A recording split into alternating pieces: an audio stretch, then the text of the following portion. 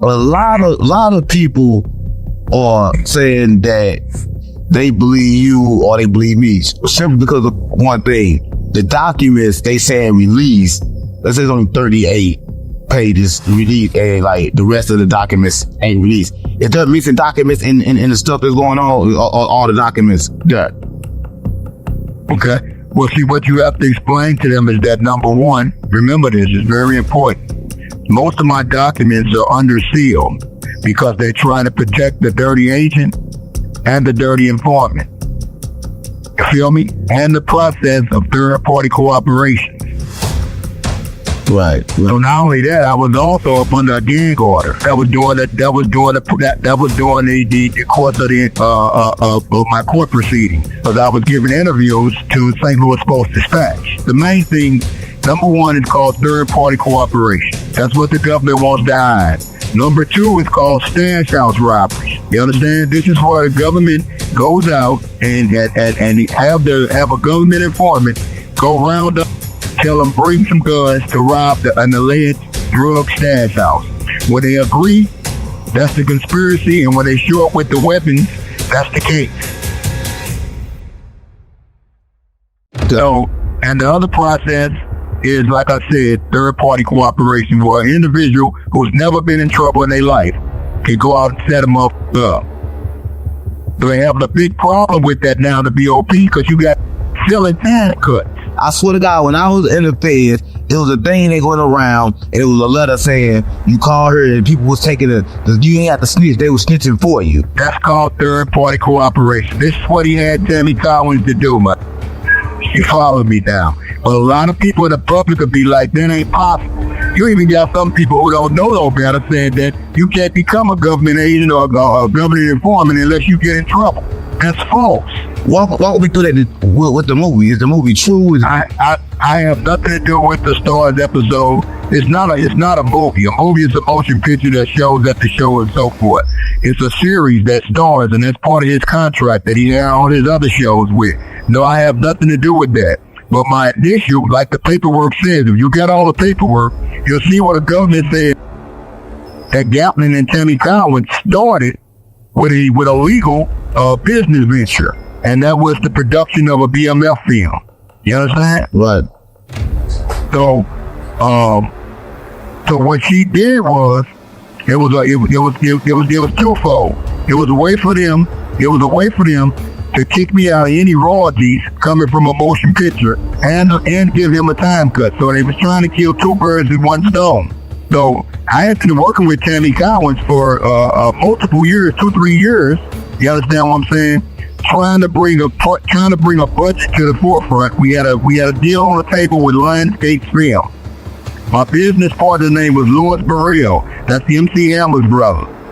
All these individuals, if you see that name Louis Burrell in the paperwork or in the emails between her and myself, this is what you'll find, that we were working on producing the script for the BMF movie, not those series. And this way before 50 came involved.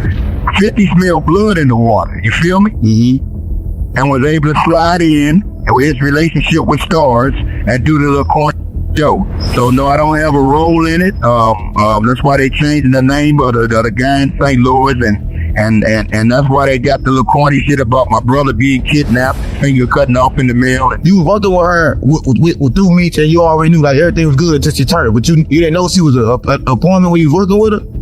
No, I would have. Why would I? This is a squad broad, man, who was working at. She working at some company. She's a secretary at some company or something. And on the side, like I said, we were trying to put together a script to sell to a movie house. So Sony Pictures, Lionsgate. We took meetings with all these people. So in the paperwork, and you should have received that paperwork, you'll see dozens of emails. And that's what we presented to the court to show that we never had no drug transaction or none of this corny. So how did you meet Tammy? How to meet Tammy? Yeah. No, Meech. She had to take the meetings with us out in L.A. with the movie houses because she had all his life rights. She's the CEO of BMF Entertainment, homie. We go back 30-something years. We've been friends since the early 90s. She went to jail and they did the first BMF indictment with my little brother and all them within 05. My case is a movie in itself, and this is what my attorneys were saying. They were so baffled by all this. They're like, Mr. Gatlin, this is a movie in itself. Did your Meech call you before they came and got you for the indictment, or? Check this out. So you need to have this full story. Right. They came and got me in 2014, but they laid this conspiracy down and she put me with the federal agent to lock in the conspiracy a year prior. But the case wasn't strong enough, so they left me out, still trying to build the case. So after about a year, which brought us to 2014, they come get me with the indictment. You understand? So I'm like, what the f*** is this?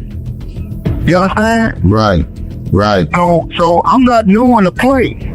I'm like, Tammy Collins been do that because she's listed as the thing in the paperwork as CS1. So I never even knew who the confidential source was. I have no clue in the world is this, bro.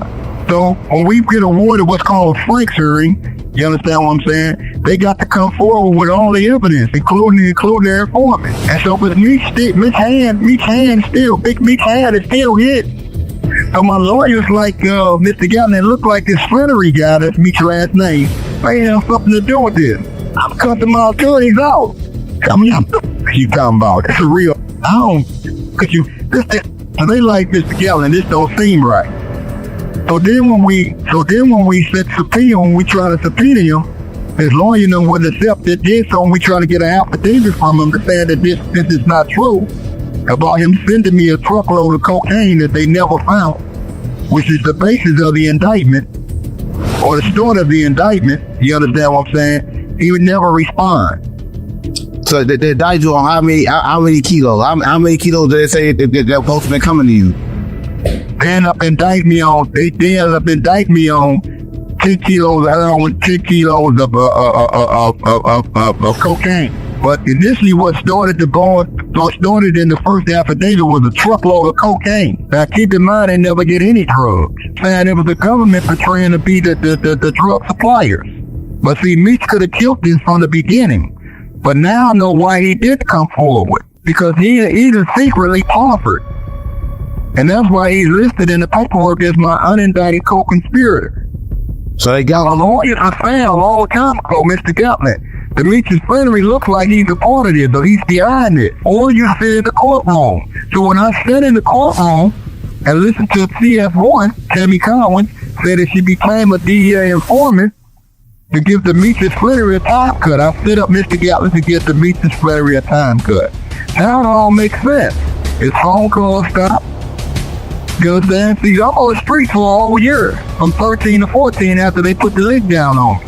Put me with an agent portraying to be a Colombian drug store. Good Mexican brother by the name of Fidel Torres, the cartel member. You understand what I'm saying? Allegedly sent me a truckload of cocaine. Right. And you can't even sue 50 Cent. No, because he never knew my name. In the show, they got some nickname of me. You gotta act to have been watching it. But the whole city, when you talking about the town, they fired up because of that court kidnapping scene where he called from Detroit to straighten out to St. Louis. Then I told him I'm a forever loyal to you, homie. After that, or they kidnapped my brother and I would pay the ransom and all this old goofy. He had to call in some killers from Detroit. Some little cool. So I don't know what name they used for me, but ask anybody who's been paying attention to the theory. But the internet was blowing up in the city. No Meech. See, we don't know Big Meech. Ain't no doubt about it. He was late. See, I'm not a Johnny come. See, most of these is on the bandwagon. They just come around the last 5-10 years. You understand? I'm a day one. You understand what I'm saying? You ain't never had no paper till you met me. And this crazy. And see that the real from the town, they know these things. They was there. Man, listen, man. When I put $1 million in your hand, Clyde, feel me? Never had no bread like that. See, hey, listen, homie, I'm a real, I don't look for no views. I don't look for no clicks. I ain't got no pages or nothing. I don't know nothing about none of it, dog. I'm telling you, I'm that, dog. The west side of Detroit, south side of Chicago. We all streets unplugged. So once you do me a favor, once you plug the streets in on who you is. I mean, I know you from St. Louis. We know you BMF, but let's plug them in on who you is. And like, hey man, I mean, I'm Cuff. I'm Fruckaloo. You understand what I'm saying? I am the low. I heard what for you, it wouldn't even be a BMF. But you know, that was his creation. You understand what I'm saying? But on the paper part, never had no real bread until he met me. You feel me? And it's going all the way back to the early 90s. For him to be behind this situation and hide his hand is foul. What he did was call a third-party cooperation to a square broad who didn't have any charges, so she wasn't working off no time or trying to get out of a sentence. You understand? So his position is that this square broad just went wrong. Hold on, he testified for Meech. So he did this for Meech. She testified that she became a government informant to give the Meechless Frederick a time cut. This is what she testified to. In the paperwork, listed as my unindicted co-conspirator. See, you've been down this hole before, you understand the paperwork. I saw that. You understand? Your name don't appear in court-sworn documents under penalty of perjury. I feel you 100%. I knew exactly what you're talking about. His name wasn't be there, it wasn't supposed to be there. Now, CS1, that's what they got in the paperwork, is Tammy Conway. You understand? This business partner. So we revealed that she's the CEO of BMF Entertainment. She was at the movie premiere with his mom.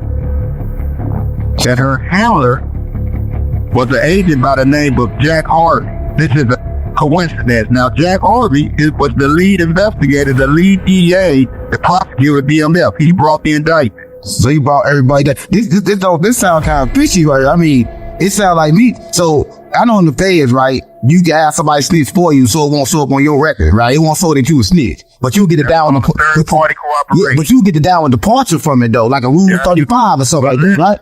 There you go, right? Yeah, right, there you go. Like I said, you popped it. Unfortunately, you've been through it. Right. Yeah, you will get the down with departure. But see, they're down with departure. They're down with departure went in the toilet with you. You got caught. The agent. Special agent Meech Palmer. Wow. So when the DOJ sees her telephone, her phone, they was actually able to pull up text messages and photos of the agent and her in the bed naked and all these things. Went in the trash. So the DOJ, and that's why he did the extra time. They're taking a long time to get out a little bit. They kind of looking for the information like, oh no. The deal was a no-go. He get no time off from his business partner setting me up. So he just stick for nothing. So you were in jail basically for nothing. He didn't even get nothing from it. And there you go, man. No.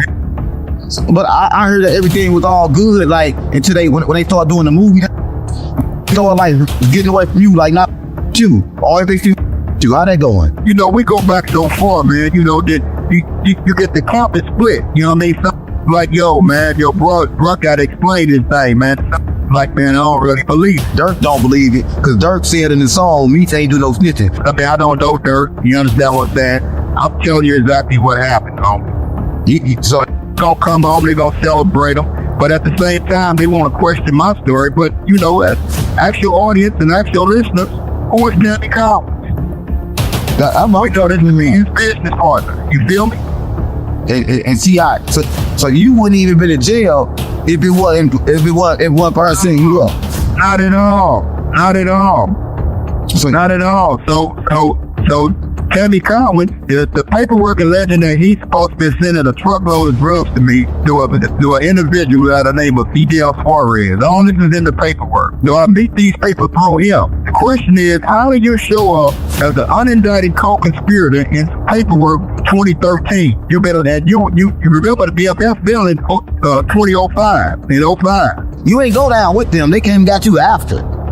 Oh, I'm way after them. They left the BFF bill in 05. He's listed in the paperwork as the unindicted co-conspirator, and he's telling the world, man, I don't know what bruh talking about, man. Bruh tripping, man. Whoop, you feel me?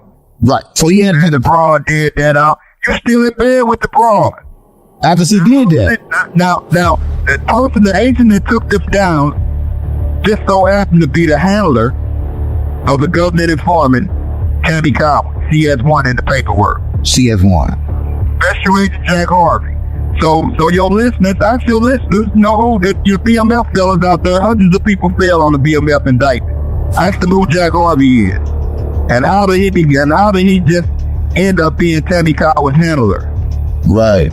Listen. All informants have a DA and handler. Now when I was in the world, called me every week. So when they lay down the sting on me, I heard from since. I haven't heard from him since.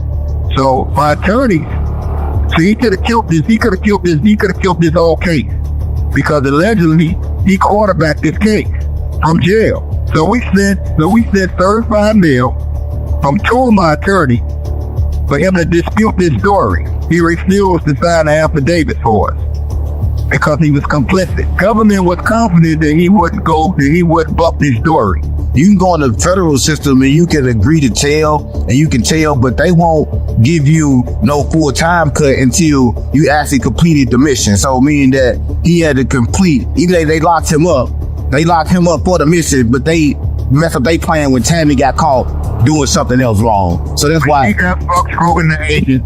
The time cup with the Meech's letter was off the table. The time cup with Big Meech was off the table. But if that wouldn't happen, Big Meech would have definitely got the fucking time cut. He would have received a Rule 35 or 5K1 in the mail. He ain't even got to show up for court. The agent, Special Agent Keith Cromer, said that he was aware of the deal, period. And he just wanted to make sure that his name wasn't in the paperwork. And they said the only way that we can guarantee that is if Cuff don't go to trial. And with Cuff record, Cuff can't afford to go to trial. So they knew you were going to go to trial. And how much time they end up giving you? I got 27 years, man. You feel me? You ain't never seen no real paper till you met me. My name gonna speak for itself, man. In Detroit, the west side of Detroit, all over St. Louis. You feel me? Atlanta. You feel me? Just touch back in on the J-Bo situation, right? So he get locked up, and so they leave people in situations and don't help them, right? Yeah. And there's a that he be around, he associate with, and I just don't associate myself with those type of people. Yeah.